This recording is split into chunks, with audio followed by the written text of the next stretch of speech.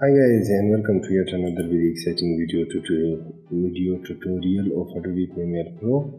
And in this tutorial we will talk about sample. Now in the past few tutorials we will talk about frequency and amplitude, and frequency which refers to the pitch and amplitude which refers to the loudness of sound.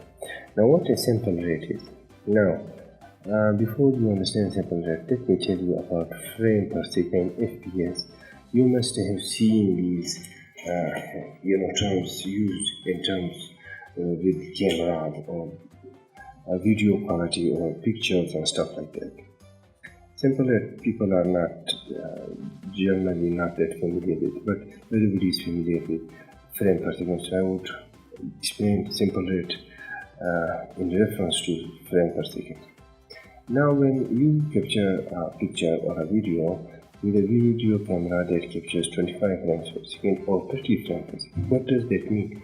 It means that it takes 30 pictures of a moment in time and space in the universe and then push them together, and when they play it in real time or fast enough, then it gives us the illusion of time, the illusion of moment actually. Now what does that mean? Does that mean that there are only 30 frames in that moment or that second in the world? No, it does not mean that. Some cameras can capture 1000 frames. Other, really exceptional good camera which captures really slow motion, the gun coming into the barrel, very slowly. They can capture 20,000 frames per second. Now does that mean that there are 20,000 frames in 1 second? No, the total number of moments inside 1 second is unknown. It might be for infinity.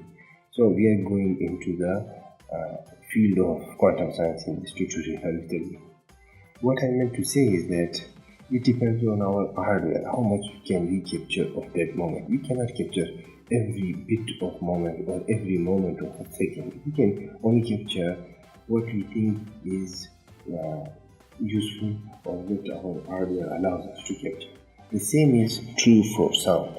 Now, sound can only sound is a continuous waveform, and the number of frequencies or the number of waves like this in 1 second, it is maybe also infinity. It might be like millions. Now we cannot capture all those. We can only capture some of it, and only those which are hardware allowed or which are needed to be heard by human ear. Okay. If I zoom in close to this waveform and zooming in more and more and more, you can see now our line of wave is totally changing. It's a flat line, but it's a little bit up and down now. And you can see these square boxes around here at a certain distance, and this distance is maybe 30th of a second, 100th of a second. Okay, you can see on this mark here. What this is one sample of the sound in this time. It's maybe in the 100th of a second or maybe 200th of a second. Now the number of samples that we can capture in a given time is called the sample rate of audio track. I hope that clears it up for you. When you go to the file and create a new audio file, that's where you specify how much sample rate that you want. Okay, here it is. Can you click on this drop down menu? You can see you have been given a lot of choice in here. The range is a lot. It starts from 6,000 and goes all the way to 192,000. But the most useful and most widely used is this 44,100 mark or hertz frequency or sample rate. You know why? Because the rule is that you should try at least to capture the sound that is at least the double of your minimum threshold of decibels that a human ear can perceive. I told you in the previous frequency tutorial that human ear can hear about 20,000 hertz. Some guys can hear, but the limit is at 22,000 hertz, which is here. So the rule is that you should at least try for a safe side, that you do not lose any audio quality, you should capture the double of that. The double of 22,000 is 44,000.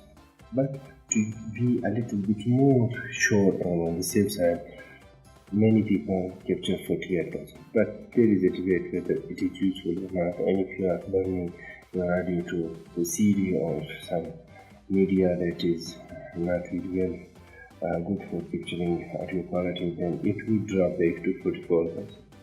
Some people even say that you should capture your audio at 88,000, which is the double of 44,000, and 4 times the minimum of human ear can perceive, and some even suggest 96,000 it should be captured. But the difference between capturing at these levels are that this would take humongous amount of your hard disk space. Your hard disk space will run so fast, so you will run out of it so fast that one audio track would be like GBs, dozens of GBs big, and you will not be able to capture that many audio tracks with it. So, to keep your memory or audio files low, you better stick to the standard 48 and 44,000. Now, beyond this limit, 96,000, the sample rate of 192,000 can be captured also by machines and your Adobe Audition, but that is totally useless. For one of the reason is that it's going to take a very special amount of hard disk space. If you have, for example, 50 terabyte of hard disk lying around for free or something like that, okay, then you should capture it on 192,000 sample rate. And the second thing is that if you did capture it, no one in the world can tell the difference between 96,000 and 192,000 sample rate on hertz. Because human hear receiving ability and just this level.